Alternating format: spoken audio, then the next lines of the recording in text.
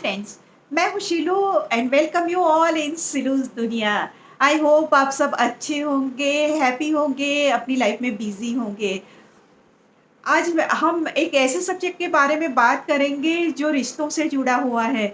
यानी हमारे सराउंडिंग इतने सारे लोग होते हैं, जैसे कि घर के लोग होते हैं, फिर हम पास-पड़ोस होता है, हमारा फ्रेंड्स होते हैं, रिश्तेदार होते हैं, ऑफ़िस के लोग होते हैं और सभी लोग हमारे साथ अलग-अलग तरीके से व्यवहार करते हैं। कई लोग नेगेटिव होते हैं, कई लोग पॉज़िटिव होते हैं। कुछ लोगों को हमें इग्नोर भी करना चाहिए क्योंकि वो हमारी खुशियाँ और हमारी लाइफ़ के लिए बहुत ज़रूरी होता है। तो ऐसे लोग को कैसे पहचानें और उसे किस तरीके से डील करें, उसके बारे में आज हम बात करेंगे। जिन्हें ये थोड़ी हमारी लाइफ में कम अहमियत देनी चाहिए या ये थोड़े इग्नोर करने चाहिए, ऐसे लोगों के लिस्ट में फर्स्ट आते हैं कि कुछ लोग नेगेटिव थॉट वाले लोग होते हैं। कोई भी बात हो, उन्हें कभी भी उसमें अच्छाई दिखती नहीं है, उन्हें हमेशा नुक्से निकालने होते हैं। फॉर एग्जाम्पल, जैसे आपके यहाँ गणेश जी के चतुर्थी का जो प्रोग्राम होता है वो सेलिब्रेट हो रहा है और सबको बहुत अच्छा लगा कि प्रोग्राम बहुत अच्छा था। पर कुछ लोग ऐसे होते हैं कि जैसे बोलेंगे कि वो साउंड सिस्टम में कोई गड़बड़ थी या आरती के टाइम पे ऐसा हो गया या किसी ने ऐसा कर दिया, वो अच्छा नहीं लगा। यानी छोटी-छोटी जो बातें होती हैं ना, उसमें भी वो लोग नुक्स निकालते रहते हैं। तो ऐसे जो लोग होते हैं ना, उसके आगे अगर आप अपना कोई ड्रीम है या आप कुछ नया कर रहे हैं, ऐसा कुछ बताएँगे ना, तो वो लोग उसमें 10 प्रॉब्लम आपके लिए खड़े करके देंगे या फिर आपकी मज़ाक उड़ाएँगे। तो ऐसे जो लोग होते हैं ना, उससे हमें थोड़ा इग्नोर करना चाहिए, उनको पहचानना चाहिए कि इनको आदत ही ऐसी है। तो इनके साथ डील इस तरीके से करनी चाहिए कि उसे कम हमें अहमियत देनी चाहिए और उनसे थोड़ी दूरी बनानी चाहिए। यानी रिश्ते तोड़ने वाली बात नहीं है, पर एक डिस्टेंस मेंटेन करना बहुत ज़रूरी होता है। तो ऐसे जो लोग होते हैं ना, उनकी बातों को हमें कम अहमियत देनी चाहिए, यानी थोड़ा डिस्टेंस मेंटेन करना चाहिए, पर्सनली नहीं लेनी चाहिए उनकी बातें। और दूसरी बात ये होती है कि एक जो उनकी बात है, उसके ऊपर फ़ोकस करने के बदले अपना जो गोल है, अपना जो ध्येय है, उसके ऊपर हमें फ़ोकस करना चाहिए। ऐसे लोगों से इस तरीके से डील करना पड़ता है। सेकंड टाइप के लोग होते हैं कॉन्स्टेंट क्रिटिसाइज़र।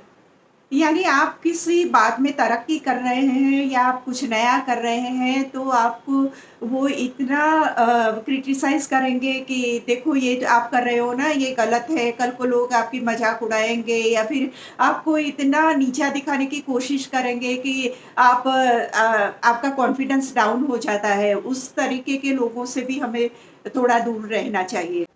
ऐसे लोग जो होते हैं ना, उसमें उनके अंदर ही बहुत सारी कमियाँ होती है और उनमें वो गट्स नहीं है जो आप कर रहे हैं। तो वो क्या करेंगे कि आपके पैर खींचने की कोशिश करेंगे, वो चाहेंगे कि आप वो काम ना करें क्योंकि उनमें खुद में वो गट्स नहीं है, यानी खुद में वो कमियाँ हैं, वो छुपाने के लिए वो आपको जज करते हैं। तो ऐसे लोगों के साथ निपटने के लिए यही करना पड़ेगा कि आपको अपने आप पे भरोसा रखना चाहिए। और दूसरी बात है कि ऐसे लोगों की जो प्रेज़ेंस है ना, उसे थोड़ा इग्नोर करना चाहिए और तीसरी बात है कि उनकी बातों को इतनी अहमियत नहीं देनी चाहिए। तो आप अपना काम करते रहो और फ़ोकस अपने काम पे करो। तीसरी टाइप के लोग ऐसे होते हैं जिनको आपकी फीलिंग्स के साथ कोई फ़र्क ही नहीं पड़ता। आप दुखी हैं, आप तकलीफ़ में हैं, आप उनके साथ शेयर करना चाहते हैं, पर वो लोग ऐसे होते हैं जिनको अपनी ही बातों में इंटरेस्ट होता है, आपकी कोई वैल्यू नहीं है, कोई अहमियत नहीं है उनके लिए। तो ऐसे लोगों से भी हमें थोड़ा डिस्टेंस मेंटेन करना चाहिए क्योंकि अगर आप अपनी उनकी बात सुनते हो और अपनी बात नहीं रख सकते, तो इसका कोई मतलब ही नहीं है। आपकी बात को समझने का, आपकी इमोशंस को समझने का उनके पास भी टाइम होना चाहिए। ऐसे जो लोग होते हैं, वो थोड़े उस टाइप के सेल्फिश होते हैं जो अपनी ही बातें करते रहते हैं। तो ऐसे लोगों से डील करने के लिए सबसे पहले अपना जो सेल्फ रिस्पेक्ट है, उसको आपको सबसे ज़्यादा प्रायोरिटी देनी चाहिए और इम्पोर्टेंस देना चाहिए। और जो लोग के पास आपके लिए टाइम है या आपकी जो केयर करते हैं, उन लोगों को आप आप इम्पोर्टेंस दें और ऐसे जो लोग हैं कि जो अपनी ही बातें करते रहते हैं और आपको ज़रा भी सुनने के लिए तैयार नहीं हैं, ऐसे लोगों के साथ थोड़ा इमोशनली डिस्टेंस बना के रखना चाहिए। चौथी टाइप के लोग होते हैं वो गॉसिप करने वाले लोग होते हैं। ये लोग ऐसे होते हैं ना कि जिनको सिर्फ़ इधर की उधर बातें करने में बहुत इंटरेस्ट होता है। जैसे कि किसी को ऑफ़िस में आज ये हो गया तो उस बात में कुछ दम नहीं है, पर उसमें इतना मिर्च, मसाला और तड़का मारेंगे कि लोगों को तो मज़ा ही पड़ जाएगा वो सुनने के लिए। तो वो लोग इतना उस बात को बढ़ा-चढ़ा के फिर पेश करते हैं लोगों के सामने, तो ये लोग भी आपके लिए नुकसानकारक लोग होते हैं। तो ऐसे लोगों को भी हमें थोड़ा डिस्टेंस बना के रखना चाहिए।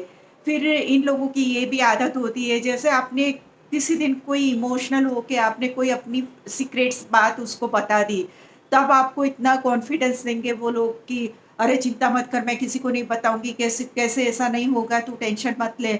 और जैसा ही आपने फ़ोन रखा, दूसरा फ़ोन लगाया और सबको बताया कि आज तो मुझे ये पता चला इसके बारे में, खुद ही उसने बताया।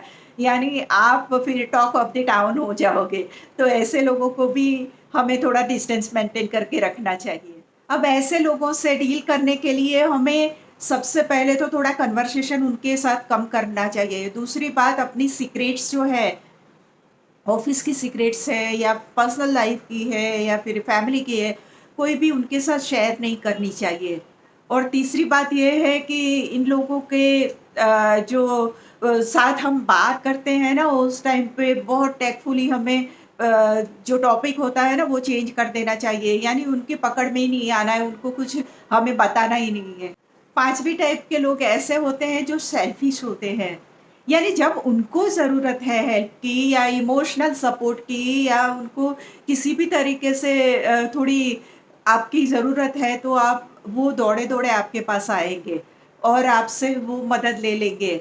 पर जब आपकी ज़रूरत होगी, आपको जब इमोशनल सपोर्ट की ज़रूरत है या कोई भी तरीके की हेल्प की ज़रूरत है, वो लोग कभी आपके साथ खड़े नहीं होंगे। वो बेचारे तब बिज़ी हो जाते हैं या तो फिर उनके सर्कमस्टेंसेस ऐसे हो जाते हैं कि वो आपके पास भी नहीं आ सकते, ना आपको हेल्प कर सकते हैं, ना आपको किसी तरीके से सपोर्ट कर सकते हैं। तो ऐसे लोगों को भी हमें पहचानना चाहिए कि ये लोग सेल्फिश लोग हैं, अपने लिए वो सब कुछ करने को तैयार है, पर मेरी बारी आती है तो उनके पास टाइम नहीं होता है। अब ऐसे लोगों को पहचान लें और उसके साथ डील इस तरीके से करें कि उन्हें नो कहना सीखें। जब भी वो इस नेक्स्ट टाइम आपके पास मदद के लिए आ जाएँ, हेल्प के लिए आ जाएँ, तो आप अपनी कन्वीनियंस के हिसाब से उससे नो कह सकें। उन लोगों से उम्मीद करना छोड़ दें कि अगर हम उम्मीद रखते हैं ना कि देखो मैंने उसको हेल्प किया था, मेरे लिए तो ये आएगा ही, ये मुझे हेल्प कर देगा ही। पर ऐसे लोगों को पहचानने के बाद उससे उम्मीद करना छोड़ दीजिए। नेक्स्ट टाइप के लोग होते हैं वो टाइम वेस्टर होते हैं। यानी कि कंप्लेंट्स, कॉल्स एंड गॉसिप इनमें ही उनको इंटरेस्ट होता है। जैसे ही टाइम मिला, जैसे आपके घर आके बैठ गए और या फिर आपको फ़ोन कॉल कर दिया, जब आपका क्रिएटिव टाइम है, जब आपका प्रोडक्टिव टाइम है, इम्पोर्टेंट टाइम है, उस टाइम पे उनका फ़ोन आ जाते हैं, आप उनके साथ बात करने लग जाते हैं, आपका सब इम्पोर्टेंट काम रह जाता है। तो जैसे आपका जिम जाने का टाइम हो गया है, वो लोग आके बैठ गए, आप उनकी खातिरदारी में हैं और इधर-उधर की बातें में फिर आपका इम्पोर्टेंट काम रह जाता है। तो ऐसे लोगों को भी हमें थोड़ा इग्नोर करना चाहिए। अब इस टाइप के लोगों से निपटने के लिए अपने रूटीन को प्रायोरिटी देना पड़ेगा आपको। दूसरी बात ये है कि आप बाउंड्रीज़ सेट करिए कि देखिए अभी मेरा जिम जाने का टाइम हो गया है, सॉरी मैं अभी मुझे जाना पड़ेगा। उस तरीके से आप बात छोड़ सकते हैं। क्योंकि अगर आप अपनी चीज़ों को प्रायोरिटी नहीं दोगे तो फिर आप तो उसी बातों में उलझे रहोगे, उनकी बातों में ही लगे रहोगे और आपका इम्पोर्टेंट काम जो है वो धरा का धरा रह जाएगा। नेक्स्ट टाइप के लोग ऐसे होते हैं कि जो बार-बार गलतियाँ करते हैं रिलेशन में आपके साथ। यानी वो लोग हर बार आपका ट्रस्ट तोड़ते हैं और फिर आके आपको सॉरी भी बोल देते हैं, फिर आप नॉर्मल उनके साथ हो जाते हो, फिर से वो आपका ट्रस्ट तोड़ते हैं, कोई भी बात में, आपकी कोई सीक्रेट्स है उसके बारे में है या कुछ भी है, तो वो इस तरीके से आपका ट्रस्ट तोड़ते रहते हैं और बार-बार सॉरी कह के वापस भी आ जाते हैं। तो ऐसे लोगों पे को भी हमें बहुत ट्रस्ट नहीं करना चाहिए और उनको थोड़ा इग्नोर करना चाहिए। अब ऐसे जो लोग होते हैं ना, वो कभी आपकी इज़्ज़त नहीं करते, वो अपने तरीके से ही जीना चाहते हैं या आपके साथ जो रिश्ता रखना चाहता है, तो उस टाइम पे हमें अपने इमोशंस पे कंट्रोल रखना चाहिए और बस अब बहुत हो गया, इसके बाद बर्दाश्त नहीं होगा, उस टाइप का जो एटीट्यूड है ना, ऐसा डिसीज़न आपको लेना पड़ेगा। सो फ्रेंड्स, किसी को इग्नोर करना ये बुरी बात नहीं है। जब हमारी मेंटल पीस के बारे में बात आती है तो हमें किसी को इग्नोर करने में कुछ बुरा कर रहे हैं ऐसी फीलिंग नहीं करनी चाहिए, क्योंकि हमारी मेंटल पीस की जो ज़िम्मेदारी है वो हमारी खुद की ज़िम्मेदारी है। इसके लिए हो सकता है कि हमें किसी को सोशल मीडिया पे ब्लॉक करना पड़े या फिर अनफ़ॉलो करना पड़े या म्यूट करना पड़े, तो इससे कोई बहुत बड़ी बात हो नहीं हो जाती, उससे ये ज़रूर होता है कि आप अपनी लाइफ़ में तरक्की के रास्ते पे या सक्सेस के रास्ते पे या फिर आप आगे बढ़ने के लिए जो कोशिशें करते हैं, उन सभी रास्तों पे आपको हेल्प हो जाती है। तो अपने लिए हम इतना तो कर सकते हैं। सो फ्रेंड्स, ये था आज का वीडियो और हमने देखा कि हमें लोगों की ज़रूरत बहुत होती है, हमारे सराउंडिंग बहुत लोग होते हैं, पर कई बार हमें अपनी मेंटल पीस के लिए, हमारी तरक्की के लिए, हमारे सक्सेस के लिए कुछ लोगों को थोड़ा साइड पे रखें या थोड़ा उनसे के साथ कम इमोशनल कनेक्शन रखें, वो ज़रूरी होता है। और अपनी मेंटल पीस वो हमारी बहुत बड़ी रिस्पॉन्सिबिलिटी है, तो उसके लिए हमें थोड़ा बहुत ऐसा करना पड़े तो वो गलत बात नहीं है। तो आई होप आपको आज का वीडियो पसंद आया होगा। अगर आपको मेरे मेरे वीडियोज़ पसंद आते हैं तो प्लीज़ मेरे चैनल को सब्सक्राइब कीजिए, लाइक कीजिए और शेयर कीजिए। और स्पेशली मैं आप सभी को थैंक्स कहना चाहती हूँ, क्योंकि मैं नई यूट्यूब पर हूँ और मैंने अभी 100 सब्सक्राइबर कंप्लीट की है। तो थैंक यू सो मच आप सबके प्यार के लिए, आप सबने के सपोर्ट के लिए थैंक यू सो मच। मिलते हैं कुछ अच्छे से आइडिया के साथ, कुछ नया सा अपनी लाइफ को बेहतर बनाने के लिए। तब तक के लिए बाय बाय।